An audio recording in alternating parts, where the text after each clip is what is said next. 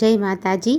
આજના વિડીયોમાં આપણે અષાઢ માસની તેરસથી લેવાતું અને અમાસ સુધી કરવામાં આવતું એ વ્રત જીવ્રત વ્રતનો મહિમા, તેની પૂજન વિધિ અને વ્રત કથા સાંભળીશું। બોલો એ વ્રત માતની જય, જીવ્રત માતની જય, જયા માતની જય, વિજયા માતની જય। આપણી ભારતીય સંસ્કૃતિમાં વ્રત, ઉપવાસ અને જાગરણનું ઘણું જ મહત્ત્વ છે। તેમાં પણ આ એ વ્રત જીવ્રતનું વ્રત, જેમાં જાગરણનો ઘણો મહિમા છે। આ વ્રતનું જાગરણ ઘણું જ કઠિન માનવામાં આવે છે। એ વ્રત જીવ્રત વ્રત એ સ્ત્રીઓ પોતાના પતિના દીર્ઘાયુષ્ય માટે અને સંતાન સુખ માટે તેમજ સંતાનની રક્ષા માટે કરે છે। આપણા શાસ્ત્રોમાં નારી શક્તિને આદ્ય શક્તિનું સ્વરૂપ માનવામાં આવે છે। જ્યારે એક સ્ત્રી પોતાના પરિવાર પર સંકટ જુએ છે, ત્યારે તે પોતાના તપ અને વ્રતથી બ્રહ્માંડની ઉર્જાઓને બદલી શકે છે। યમરાજ સાથે લડી અને પોતાના પતિનો જીવાત્મા ફરી પાછો લાવી શકે છે। એટલી શક્તિ છે ભારતીય સ્ત્રીના વ્રત, ઉપવાસ અને ઉર્જાની। એ વ્રત જીવ્રત વ્રત એ વ્રતમાં, જીવ્રતમાં, જયામાં અને વિજયામાંનું વ્રત છે, જેને દિવાસો પણ કહે છે। દિવાસાનું વ્રત એ અષાઢ વદ અમાસના દિવસનું એક દિવસનું હોય છે, જ્યારે એ વ્રત જીવ્રત વ્રત એ 3 દિવસનું હોય છે, જેમાં 3 દિવસ સુધી એટલે કે તેરસ, 14 અને અમાસના દિવસનું વ્રત કરવાનું હોય છે। ઘણા બહેનો 2 દિવસ એકટાણું કરી અને ત્રીજા દિવસે ઉપવાસ કરે છે, તો ઘણી બહેનો 3 દિવસનો ઉપવાસ પણ કરતી હોય છે। દિવાસાના દિવસે આ વ્રતની પૂર્ણાહુતિ થાય છે। અમાસની અંધારી રાતમાં જાગરણ કરીને, માતાજીના ગરબા આરાધના કરીને સ્ત્રીઓ પોતાના ઘરને સુરક્ષા કવચ પ્રદાન કરે છે। આખો દિવસ ઉપવાસ રાખે છે અથવા મીઠા વગરના ભોજનનું એકટાણું કરે છે। માટીના કોળિયામાં જવારા વાવી અને તેનું પૂજન કરવામાં આવે છે, તેમજ માતાજીનું સ્થાપન કરી દીવો પ્રગટાવી કંકુ, ચોખા, અબીલ ગુલાલથી આ 4 દેવીઓનું પૂજન કરવામાં આવે છે। તેમને ફળ ફ્રૂટનો નૈવેદ્ય ધરાવી આરતી કરી અને ભૂલ બદલ ક્ષમા યાચના કરવામાં આવે છે। આ વ્રત 5, 7 કે 11 વર્ષ સુધી રહેવામાં આવે છે અને ત્યારબાદ તેનું ઉજવણું કરવાનું હોય છે। ઉજવણામાં સૌભાગ્યવતી સ્ત્રીઓને જમવાનું આમંત્રણ આપી તેમને સૌભાગ્યની વસ્તુનું દાન કરવામાં આવે છે, તેમજ આપણી અનુકૂળતા પ્રમાણે દાન પુણ્ય કરવામાં આવે છે। હવે આપણે એ વ્રત જીવ્રત વ્રતની કથા સાંભળીશું। સૌ પ્રથમ માતાજીની સ્તુતિ કરીએ। ધાન્ય ધરા ધન સંપત્તિ, સુખ શાંતિ દેનાર, એ વ્રત જીવ્રત જયા વિજયા માતાનો જય જયકાર। બરકત ધંધામાં વધે, રહે હેત ને પ્રીત, જે નારીનું હોય માં તુજ પૂજનમાં ચિત। એ ઘર દુઃખ ન આવતું, જાણે જગતના લોક, માન મર્તબો મેળવે, જાય જ્યાં ભરથાર। ઘી કેરો દીવો કરી, કંકુ અબીલ ગુલાલ, પૂજન કરવું માતનું, રહે જીવન ખુશખુશાલ। બોલો એ વ્રત માની જય, જીવ્રત માની જય, જયા માની જય, વિજયા માની જય। નવી પરણેલી વહુ પરણ્યા પછી પહેલા અષાઢ વદ તેરસથી આ વ્રત લે છે અને અમાસના દિવસે પૂરું કરે છે। એ દિવસે સવારે વહેલા ઉઠી નાહી ધોઈ એ વ્રત જીવ્રત માના નામની દેવીઓનું પૂજન કરે છે ને દિવસે માત્ર ફળફળાદી ખાઈને રાત્રે જાગરણ કરે છે। આ રીતે વ્રત 5 વર્ષ સુધી કર્યા પછી તેને ઉજવાય છે। એ વખતે 5 કે 7 બ્રાહ્મણોને જમાડી યથાશક્તિ દાન આપવું। આ વ્રત પતિના દીર્ઘાયુષ્ય માટે તેમજ સંતાન સુખ માટે કરવામાં આવે છે। એક ગામ હતું। એ ગામમાં બ્રાહ્મણ અને બ્રાહ્મણી રહેતા હતા। બ્રાહ્મણ જ્ઞાની અને ધાર્મિક હતો। તેઓ બધી વાતે સુખી હતા, પણ તેમને એક વાતની ખોટ હતી। તેમના ઘેર શેર માટીની ખોટ હતી।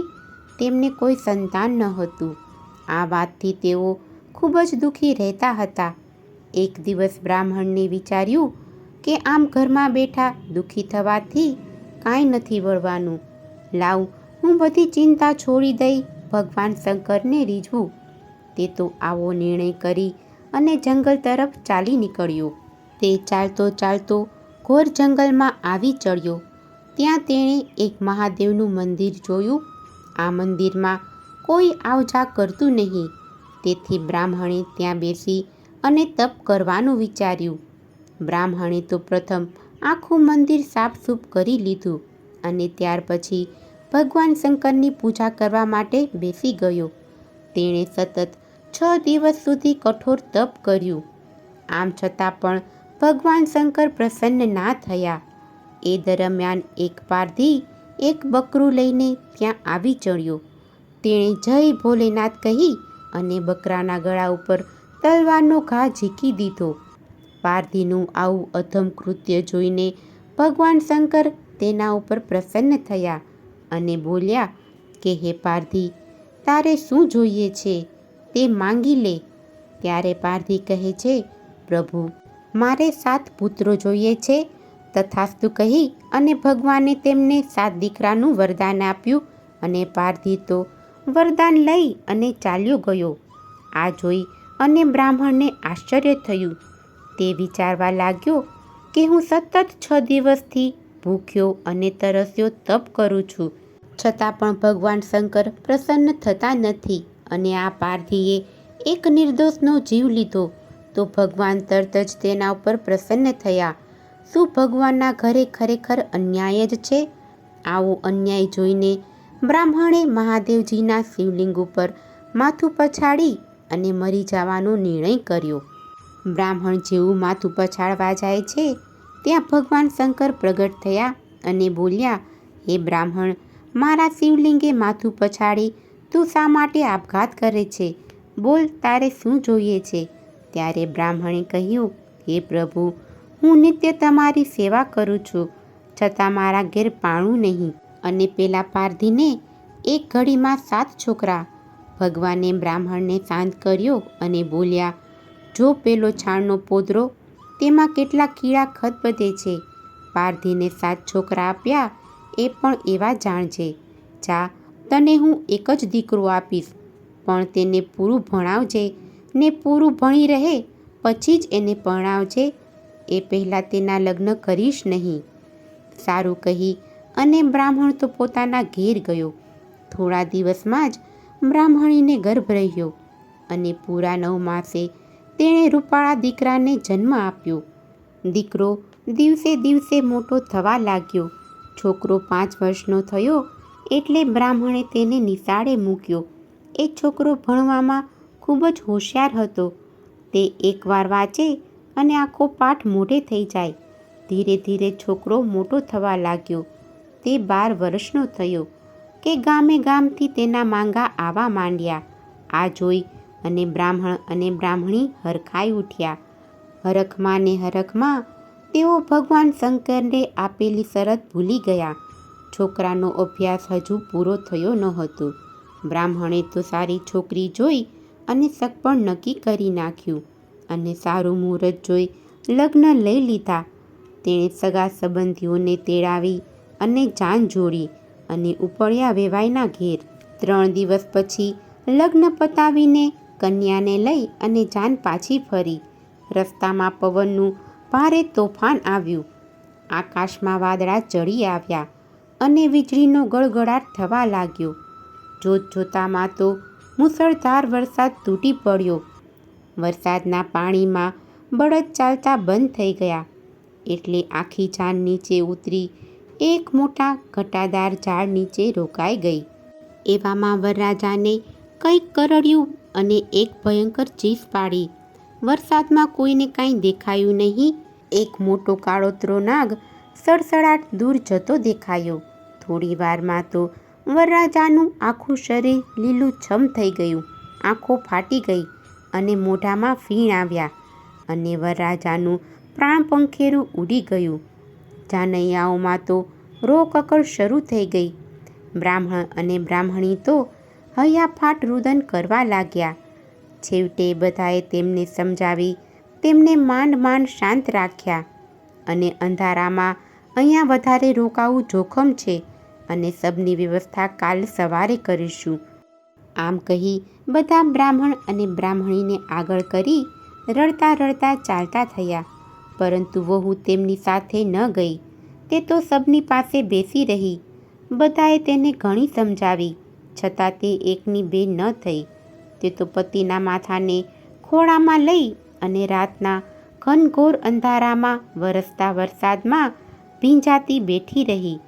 તેણે વિચાર્યું કે મારા જીવની તો મને પડી નથી, પણ મારા પતિના શબને વાઘદીપડા ખેંચી જશે તો તેની અવગતિ થશે.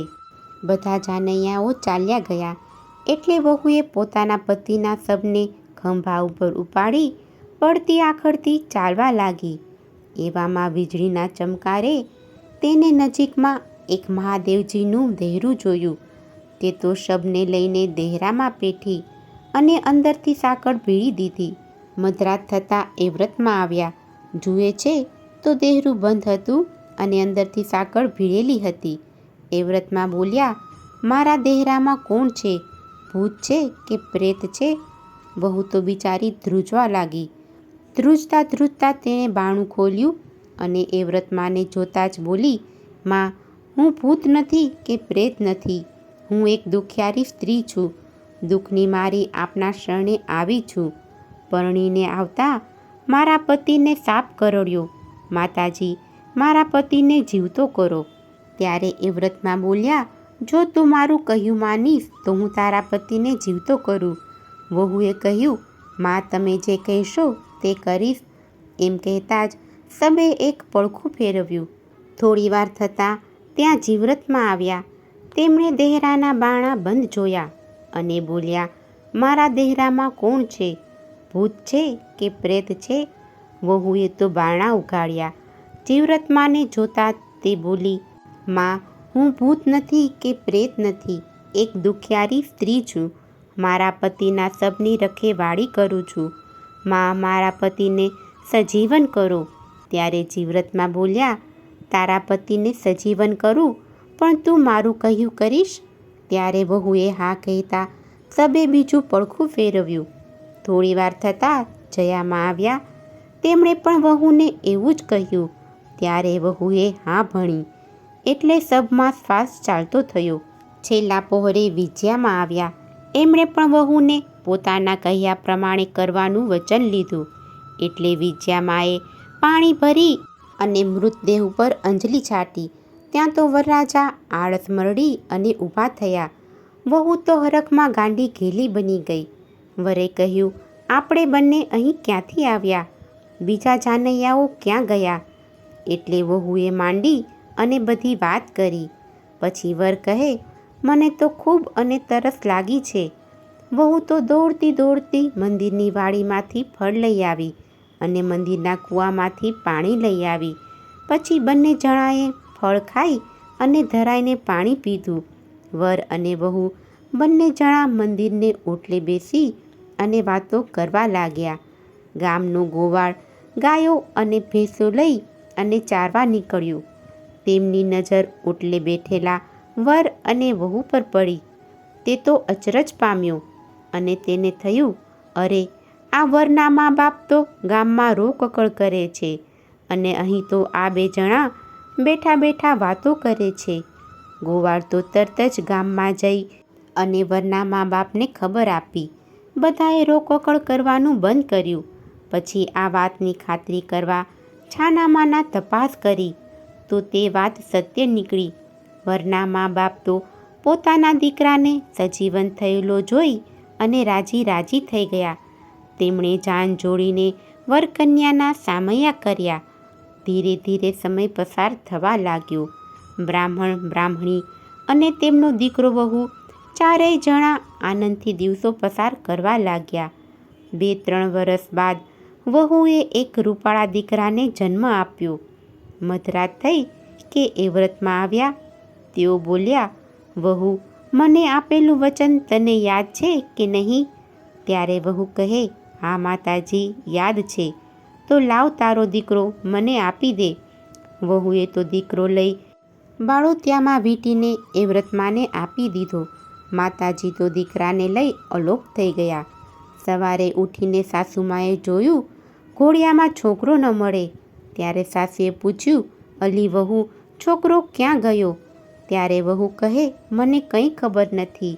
સાસુને વહેમ ગયો. વહુ એકલી જંગલમાં રહેલી અને પોતાના મરી ગયેલા પતિને સજીવન કરેલો, માટે નક્કી એના જ કારસ્તાન હોવા જોઈએ.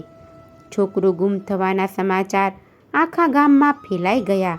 આખા ગામમાં તો હાહાકાર વર્તાઈ ગયો. સમય જતાં તે વાત ભૂલાઈ ગઈ. વહુને બીજી વાર મહિના રહ્યા અને બીજી વાર વહુએ દીકરાને જન્મ આપ્યો. આ વખતે જીવ્રતમાં આવી અને દીકરાને લઈ ગયા. સાસુમાને થયું કે નક્કી મારી વહુ કોઈ ચૂડેલ જ લાગે છે, તે જ આ છોકરા ખાઈ ગઈ છે. ત્રીજી વાર પણ વહુએ દીકરાને જન્મ આપ્યો. આ વખતે તો સાસુમાં લાકડી લઈ અને આખી રાત ચોકી કરતા રહ્યા. મધરાત થતાં જયામાં આવ્યા. તેમણે સાસુમાને ઊંઘાડી દીધા અને વહુ પાસેથી બાળક લઈ અને અલોપ થઈ ગયા. સવાર થતાં સાસુમાની આંખ ઉઘડી અને તેમણે ઘોડિયામાં જોયું તો દીકરો ન મળે. સાસુમા તો વહુને ગમે તેવા શબ્દો બોલવા લાગ્યા. ધીરે ધીરે આ વાત રાજાના કાને પડી.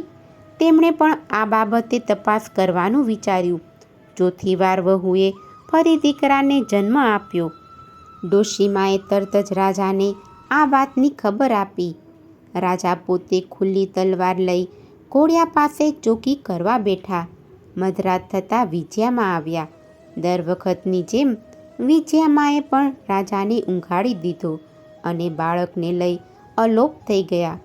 વહુ બિચારી શરત પ્રમાણે માતાજીને છોકરો આપી દીધો. સવાર થતાં રાજાએ ઉઠીને ઘોડિયામાં જોયું તો છોકરો ન મળે. રાજા પણ અચંબામાં મુકાઈ ગયા. સાસુમાં તો માથું અને પેટ બેય કૂટવા માંડ્યા અને કહેવા લાગ્યા, રાંડ ચૂડેલ, તું તો મારા 4 દીકરા ખાઈ ગઈ તોય ધરાતી નથી. આમ કહેતા કહેતા વહુને મારવા લાગ્યા. પણ વહુ બિચારી શું બોલે, એ તો મૂંગી જ રહી. 5મી વાર વહુને દિવસો રહ્યા. આ વખતે વહુએ દીકરીને જન્મ આપ્યો. સવાર થતાં સાસુમાએ જોયું તો દીકરી જીવતી રહી. દીકરીને કોઈ લઈ ગયું નહીં. એટલે વહુએ કહ્યું, બા, મારે ગોરણી જમાડવી છે. આજે મારું વ્રત પૂરું થયું છે. સાસુ તો રાતી પીળી થઈ ગઈ અને બોલી, તને ફાવે તેમ કર, મને કાંઈ પૂછતી નહીં. વહુ તો સવારે નાહી ધોઈ અને દહેરામાં ગઈ. 4 દેવીઓને ચાંદલા કર્યા અને બોલી, એ વ્રતમાં, જીવ્રતમાં, જયામાં, વિજયામાં, આમ 4 બહેનો મારે ત્યાં ગોરાણી થઈ અને જમવા આવજો. સાંજ થતાં 4 માતાજી જમવા પધાર્યા. માતાજી તો જમવા બેઠા ત્યાં તો ઘોડિયામાં પેલી છોકરી રડી. એટલે માતાજીએ પૂછ્યું, દીકરી કેમ રડે છે? ત્યારે વહુ કહે છે, સૌને બબે ભાઈ અને મારે તો એકેય નહીં. ત્યારે માતાજી કહે છે, અરે બેટી, તારે તો 4 ભાઈ છે. જો આ રહ્યા. આમ કહી 4 માતાજીએ એક ભાઈ પાછો આપ્યો અને સૌને દીર્ઘાયુષ્યના આશીર્વાદ આપી અને ચાલ્યા ગયા. સાસુ તો આ જોઈ અને અચરજ પામ્યા. તે તો પોતાની વહુને ડાકણ માનતી હતી, પરંતુ આ બધું માતાજીનું કામ હતું. સાસુમાએ વહુની માફી માંગી. વહુ તો 4 દીકરાઓને જોઈ અને રાજી થઈ ગઈ. વહુએ પોતાના પતિને બચાવવા માટે 4 દીકરાનો ભોગ આપેલો. આજે માતાજીની કૃપાથી જ તેને 4 દીકરા પાછા મળ્યા. આખા ગામમાં આ વાત ફેલાઈ ગઈ. બધાય વહુના વખાણ કરવા માંડ્યા. હે વ્રતમાં, હે જીવ્રતમાં, હે જયામાં, હે વિજયામાં, તમે જેવા આ પરણેલી વહુને ફળ્યા, તેવા તમારા વ્રત કરનાર, કથા વાંચનાર અને કથા સાંભળનાર સૌ કોઈને ફળજો. બોલો એ વ્રતમાની જય, જીવ્રતમાની જય, જયા માતની જય, વિજયા માતની જય. જો તમને આજની આ કથા પસંદ આવી હોય તો એક લાઈક આપી ચેનલને સબસ્ક્રાઈબ કરો. આજની આ કથા સાંભળવા બદલ આપનો ખૂબ ખૂબ આભાર. જય શ્રી કૃષ્ણ.